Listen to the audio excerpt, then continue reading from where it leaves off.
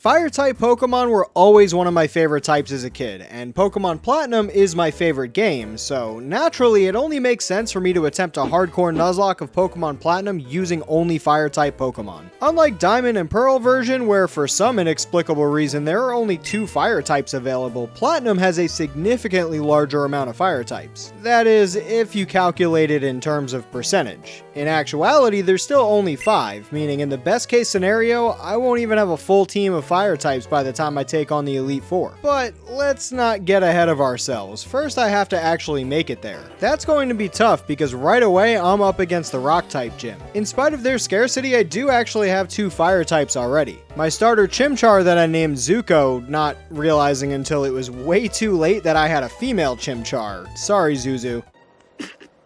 Zuzu? I also catch Iroh the Ponyta, who admittedly won't be very useful against Roark. Thankfully, Zuko can save the day by evolving into a Monferno right at the level cap and learn Mach Punch, giving us a fighting chance. That was the worst joke ever. 2 Mach Punches are enough to take down Geodude, but Onix is going to take 4 hits thanks to a potion. Fortunately, a Stealth Rock means Zuko is relatively healthy for when Cranidos comes in, although I do have to dodge a crit in order to make it through. Professor Rowan may not be a Fire-type specialist, but that doesn't stop him from absolutely cooking these Galactic grunts. Hopefully I can channel that energy against Commander Mars. Iroh gets off to a hot start with a Flame Wheel that burns, and Zubat goes for a Bite which doesn't do much. Perugly is a whole other story though. A Fake Out does decent damage, and a crit from Feint Attack takes Iroh to just 9 HP before he can even land a hit. That hit also virtually does nothing as her cat has the Thick Fat ability. Thankfully, a well-timed crit Mach Punch from Zuko gets us out of here unscathed. I arrive at Eterna City and run into the hottest trainer in all of Sinnoh, who gives me the HM for cut, but in order to actually use it, I'm going to need to take out Gardenia. That won't exactly be difficult to do with a couple of Fire types at my disposal. Commander Jupiter is an entirely different story. Iroh can once again deal with the Zubat, but her Night Slashing Skuntank comes in and this thing is terrifying. Thankfully it doesn't crit, but I have to switch to Zuko. She resists Night Slash, which causes Skuntank to try and lower her defense with Screech instead, but it misses. Zuko then rips a critical hit Flame Wheel that also gets the burn, which is huge because without it we really weren't doing much damage to this thing. A Smokescreen is a bit concerning because at this point the only way anything goes wrong is if I start missing attacks, but clearly Zuko is having none of that today and takes out the skunk. All of the early game battles were just the appetizer, as the real start of this challenge begins with Fantina.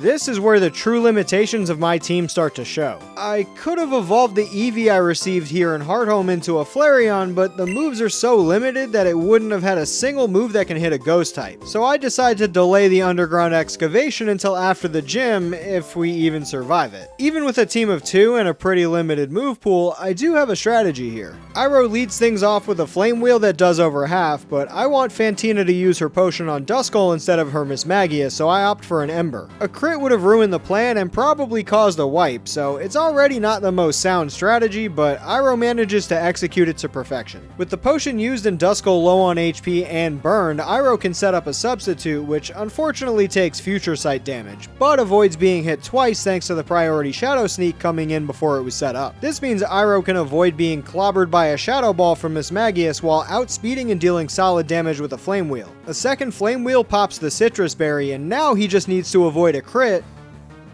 and he does. He hangs on with just 9 HP before his berry and is able to just barely guarantee the KO range onto her most dangerous Pokemon on the following turn. Her last Pokemon is Haunter, who only has physical attacking moves or status moves, and sadly he chooses Confuse Ray over Hypnosis as Zuko is holding a Chesto Berry. This causes her to hit herself in confusion, and after a Shadow Claw, she's in danger of being KO'd if she gets another self-hit. Come on, Zuko, you can do it!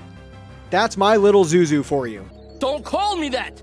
A self-hit would have been the end of the run for sure, which would really be devastating after making it through Mismagius so cleanly. While Fantina is the biggest threat of the early game, Barry is no walk in the park. His Intimidate double-teaming Staravia can be obnoxious, but a Stomp Flinch stops his dumb bird in its tracks. He then sends out a Flightless Water Bird, which thankfully goes for a Growl instead of Bubble Beam, although it does mean that Iroh Stomps now won't 3-hit KO. Once he does go for a Bubble Beam, it gets the Speed Drop, and now I have to switch. Zuko comes in and gets clobbered by a Bubble Beam but avoids the crit, and even with another speed drop can still outspeed and get the KO with a return. Zuko can then take care of both Ponyta and Roselia, but I'm really starting to feel the effects of only having two pretty frail Pokemon. Over in the Salacion Ruins, I find a Firestone so I can evolve Roku into a Flareon. He definitely would have been helpful for the last rival battle, but I didn't feel like digging around for stones underground. The lesson here is to always take the lazy way out. Nothing bad ever happens when you procrastinate. It's also true that nothing bad ever happens when you subscribe. According to my analytics, only 11% of you are subscribed to the channel, so if you're enjoying the videos and want to see more of them, all it takes is one click. Alright, that's enough with the shameless begging. Let's get back to the video. Once I make it to Veilstone, I can buy a few TMs, then head south and catch our 4th team member, Ozai. Believe it or not, he's actually going to be useful against the upcoming fighting type gym. With his excellent special attack stat and a wide lens from the game corner, he's able to one-shot all 3 of Maylene's Pokemon with Fire Blasts. Was it the safest strategy? Absolutely not, but it worked. And that's the type of results-based analysis that I like to do around here. In reality, once I saw I could one-shot all of her Pokemon, I decided that was good enough for me, because I need to save my energy to figure out how I'm going to deal with Crash Awake and his Water-type Pokemon. Unfortunately, I can't procrastinate any longer, and I have to go dig up some shards in order to use the move tutor to teach Thunder Punch to Zuko, as well as pick up the TM for Sunny Day. Before I can even head inside the gym, Barry ambushes us. Ozai overcooks his chicken with a Fire Blast, then his pesky Water Bird comes in. This time around I have Roku, who can tank 2 non-critical hit Bubble Beams thanks to his excellent special defense stat. And even with a few high rolls, he manages to hang on with 2 HP. I needed to get in some damage with Bite in order to get the range with close combat, so after dodging yet another crit, Zuko can come in and KO the Penguin. I don't love having to dodge so many critical hits, but sometimes you just gotta hope RNGesus is on your side. Clearly, water types are a problem for us. I don't have anyone with decent bulk outside of Roku, and that's only his special defense stat. I have no one that can even take neutral damage from water type moves, which seems like something that might be a problem against Wake and his water type Pokemon. I lead with Iroh, who can outspeed Gyarados and set up a Sunny Day, but that requires us to dodge 2 more crits. Iroh and Zuko do just that, and Zuko can one-shot with a Thunder Punch. With the sunlight still up, Zuko can one-shot both Quagsire and Floatzel with Solar Beams to earn us the win. That battle went surprisingly smooth considering the matchup, but if any of those last few battles had a little bit worse luck, I'd probably be on to attempt number 2 by now. Continuing our string of good fortune, I'm lucky enough to run into Cynthia again. Never mind, Barry is here. My luck finally ran out. I offer to do Cynthia a favor and deliver the old charm to her grandmother, and when I do, Cyrus shows up to deliver a painfully long monologue about, well, I don't know what it was about. I wasn't really listening. Once he finally shuts up, he challenges me to a battle, which he promptly loses thanks to being underleveled. Maybe if he spent more time training and less time yapping, he'd have a stronger team. Once he's gone, I get the HM for Surf and can finally add the last member to the squad. I catch Sozin the Magmar and can evolve him into a Magmortar right away. His presence is a welcome sight as I arrive in Canalave City and prepare to fight Barry for ruining my moment with Cynthia. Instead of having to rely on Fire Blast, I can now have Sozin hit a Choice Specs boosted Thunderbolt and one-shot his Staraptor. His Penguin is now part Steel type, so a Thunderbolt doesn't do quite enough to get the KO, but Sozin gets in on the crit dodging action and survives a Bubble Beam. Maybe if Barry flirted with Cynthia's grandma like I did, he could have gotten the HM for Surf. Actually, how the hell did you even get over here without Surf? You know what? It doesn't matter. What does matter is his Rapidash whiffing a takedown as Roku comes in. This means he's still at full HP after getting the KO with Dig, although he did get hit with a defense drop before going underground. Heracross comes in and basically everyone would be dead to a crit, so I have to just stay in and hope Roku survives. And he does at just 16 HP, then hits a Fire Blast for the KO. Roserade is last, but even with a 16 HP Flareon staring at him, Barry can't seem to figure out he should be going for a damage move as I swap into Iroh, meaning he's free to knock out Roserade and end the battle. These fire types are truly glass cannons. If I can't get the KO in 1 or 2 hits or can't dodge a crit, I'd be looking at a lot of casualties and probably a lot of resets. But the truth is, while you should always play around critical hits, you are far more likely likely to not be crit than you are to be crit. I think this playstyle perfectly encapsulates what it's like using a team of fire-type Pokemon. Before taking on Byron, I'm finally able to evolve Iroh into a Rapidash, not that it's really necessary for this battle. Much like his son, Byron experiences the wrath of Zuko. It's amazing how great Steel-type Pokemon are in Nuzlocke, yet Byron makes them look like the worst type in the game every time I face him. I exit the gym and Barry shows up and invents another new way to annoy me, this time making me go to a library. Thankfully, a giant explosion saves me from potentially having to read a book. That giant explosion turns out to be Team Galactic, who are swiftly dealt with by Sozin and Zuko. Professor Rowan then tells me he's worried about Barry and that I should go check on him all the way up at Lake Acuity. I think I'd actually rather go back to the library. Instead of helping Barry, I decide to take a pit stop at the local gym. Candice seems nice. I almost feel bad for what's about to happen to her and her ice types. Almost. Now that I can use Rock Climb outside of battle, I take on another side quest and get the TM for Psychic. Barry can wait. I'm sure he's fine, right? Well, not my problem. Time to head to Veilstone. Just when I ditch one annoying weirdo, another one shows up. At least Looker is useful and unlocks the warehouse door for me. I fight my way through the onslaught of grunts and make my way to Cyrus, who's standing in a dimly lit room being moody as ever. This time his team is close in level to mine, but it's actually even easier than before. Stealth Rock's damage ensures Sozin will get the range with a Thunderbolt onto Crobat, as well as one-shotting his Honchkrow when it comes in. I didn't even have to dodge a crit for once. Saturn tries to get in the way, but Sozin can one-shot her entire team thanks to that Psychic TM I mentioned earlier. The lesson here is always ditch your responsibilities in favor of chasing material possessions. The silver lining of only having 5 Pokemon is that I have room in my party for this goofball who can learn the 700 HMs I need in order to reach the top of Mount Coronet. I make it to the top and have to deal with both Mars and Jupiter in a double battle, but Barry comes running up and insists on joining the fight. I lead off with Sozin to flamethrower the Bronzor with Light Screen before it can move, then Barry gets to work by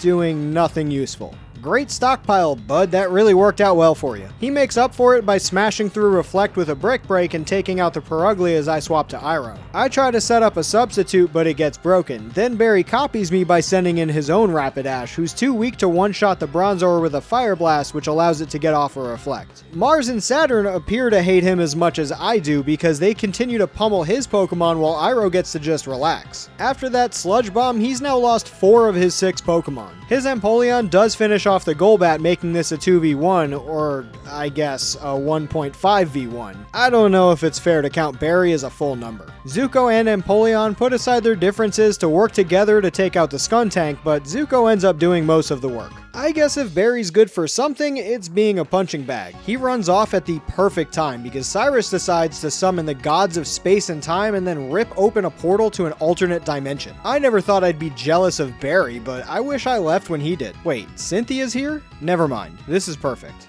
Fellas, do not take a girl on a first date to the Distortion world. We find Cyrus running around like a headless chicken and he interrupts our weird date and tries to fight me. His Houndoom goes down to 2 choice specs boosted Thunderbolts from Sozin, meaning when his Gyarados comes in, he's free to rip another one and one-shot the most problematic Pokemon for our team. Clearly not learning his lesson, he sends in Honchkrow, who also gets one-shot by a Thunderbolt. He finally changes up his strategy and sends in Weavile, but a fake out means Zuko can come in somewhat safely and get a KO with close combat after taking an Ice Punch. Last up is his Crobat, who's a bit of a problem. Thankfully, its flying type attack is special, so Roku can come in on an Air Slash. He's gonna have to dodge a crit in order to get in some damage, which he does. We're not in the clear yet though, as Ozai needs to do the same, and also dodges one. I should consider playing the lottery after this. If you're watching this video, it means I didn't win. Instead of another Cross Poison, Ozai gets hit with the Confuse Ray and hurts himself in confusion, so now I have to send in Iroh. Thankfully, he doesn't also need to dodge a crit, and because Cyrus doesn't see a kill, he opts for a status move, which fortunately happens to be Toxic instead of Confuse Ray. Iroh is still rocking Flame Wheel, which is a bit weak at this point in the game, but he does what none of my opponents have been able to do thus far and lands himself a critical hit for the KO. Believe it or not, that was the better of the 2 strategies that I considered. It was either dodge crits against Crobat or lead with someone else against Houndoom and then have to switch someone in on his Gyarados that knows both Waterfall and Earthquake. After running away from Satan, Cynthia and I leap through the portal back to our world and hey,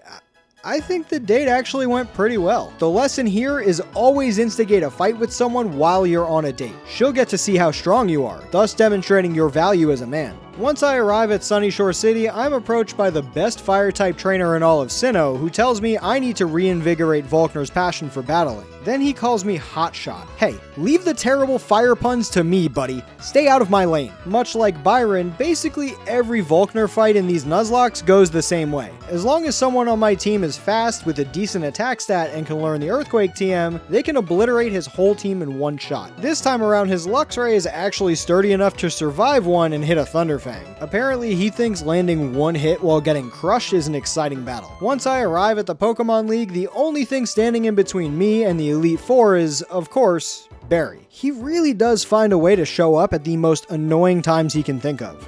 It has to be on purpose, right? Why are you the way that you are? Sozin leads us off by electrocuting his Staraptor like last time, then thanks to a level gap and EV training, he can finally one-shot his Penguin as well. Now his biggest problem is Snorlax, who knows Earthquake. Thankfully he didn't know it during the double battle because I know this idiot would have Earthquaked my team to death if he had the chance. Zuko sticks with the trend of dodging crits on the Switch and retaliates with the close combat for the KO. A lot of the earlier crits that I avoided would have been pretty unfortunate, but if Zuko got crit and killed right before the Elite Four, I would have died a little bit inside. Thankfully, I don't have to live in that hypothetical and dark universe and instead get to live in the one where Zuko proceeds to obliterate Barry's remaining Pokemon. Now that he's run out of ways to annoy me, I can finally take on the Elite Four. I start things off versus Aaron, who's not only at a severe level disadvantage, but also a type disadvantage. Ozai is able to burn his bugs to a crisp, but Choice Specs boosted flamethrowers. Let's be honest, he was never going to be a problem. Bertha is a different story, as all of her Pokemon have stab super effective moves against my team. She leads things off with a water and ground type, basically my team's arch nemesis. Thanks to the move Natural Gift, Sozin is able to take it out in one hit. That brings in Hippowdon, who sets up the sand. I have to get rid of it, which means I have to hope Sozin can dodge yet another crit.